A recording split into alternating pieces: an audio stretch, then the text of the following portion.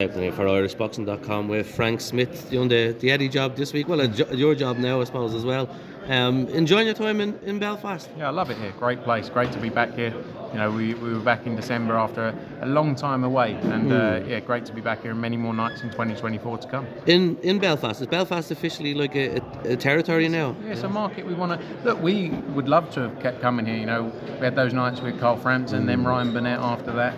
And as soon as the opportunity arose with Mick to do something here, we jumped straight on it. You know, we're led by talent. If the talent's there and available and promotionally free, we'll be there. And I always say, Belfast is such a great place because people are talking about the boxing, people are getting behind the fighters, and the fighters are lucky to have that as well, because certain places you don't have that. You know, in Belfast, they love their boxing. It's great to see. And what talent then are you going to build in Belfast? I know, starting with Lewis this weekend, are you looking at? Yeah, we'll be looking always. We're looking at new fighters coming through. Lewis, look, we need that figurehead to run with. And is that Lewis then? Yeah, I think Lewis. Yeah. Lewis has got a tough fight on Saturday against Jose Felix, but comes through that. I'd love to see the Paddy Donovan fight against Lewis. Next? Yeah, I'd love to see that. You don't want it? They're talking about let it wait, build, it's wait. A great fight. And when would it, like, next, as in have it in Belfast or the Katie Taylor? Yeah, Belfast. Yeah. So we did. Could you go to an arena with that? Yeah, I think so. I think it would sell out in Belfast. And from a promoter's point of view, you're not thinking let that build the way they're talking? I think we've spent so much time in the past looking at fights saying let it build, and they never happen. You know, this could be, I think this is the perfect time. They're both at that stage of their career where it's the perfect time for that fight, I think. And how do you persuade them to take it? Because both of them are coy on it really at the minute. Yeah, but I think they're focused on Saturday night, and then we'll go from there. We can, you know, and that'll be what we work on. I think Paddy's dad said to me yesterday, $1 million will do it. $1 million? Yeah. What, yen? Yeah. And then just on the card of the weekend, like just to run through the fights, the Irish interest, you have Tommy, Court. Are you looking at Court as well to work with, or?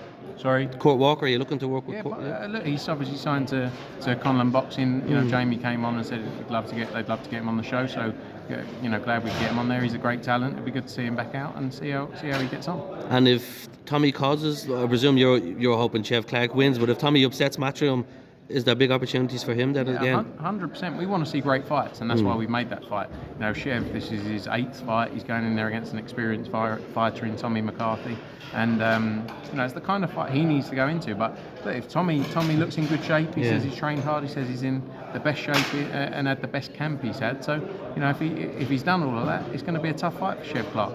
Lovely. And just the Katie Taylor and Croke Park, I know everyone here has been asking you all week about it, has it? Just where I've been noticing you kind of, you've been batting a straight bat. I presume don't want to cause upset with Croke Park again or get into a battle of words or anything like that? No, look, there was obviously things back in the first time around with Croke, and look, we want to work in a positive manner to try and make this fight happen. We're in discussions with the government as well to help make that happen. Conversations with the government anywhere in the world aren't overnight. They take time, so it's not abnormal. It's a process we have to go through. I think if we can't do it for whatever reason, the focus will be to do that fight in May. And you know, if we don't do it in the stadium, we'll go back to the 3 Arena again, because you know, I'm not sure if you were there, but they were 2 of the best nights that I've ever experienced. You know, we've done shows all around the world, but the atmosphere in the 3 Arena for those 2 nights and the fight that those 2 put on, you know, they left everything in the ring, and we have to commend, you know, both Chantel and Katie, because without them it wouldn't be possible. But yeah, a special night, and that's the focus for us. And are you happy with how them talks are, like, at the minute? Like, are they positive? I'm one of those people, I don't think too much into it. I just wait. Once it's signed, it's signed. We work in a crazy sport of boxing that, you know, you can be very confident and then something doesn't come off. So let's see. And there's rumour about the Aviva. That's not on the table, is it? We've had some conversations with the Aviva as well. Okay. As we've publicly said, Croke would be great. You know, it'd be a special moment if we could do that. But Aviva as well is a brilliant stadium. Once you go below that once you go to 40,000, it's really, really tough to do an event in a stadium because of the costs associated with doing it. So, but let's see how things play out. It's gonna be very soon, because we want to do that fight in May. So we're running out of time. So it's Croke Park, or it's definitely May, and if it's not Croke Park, Aviva. Yeah. Croke, Aviva, or the 3 Arena. Oh, lovely. Appreciate it. Thanks, Frank. Thanks very much, mate. Thanks a million. Cheers.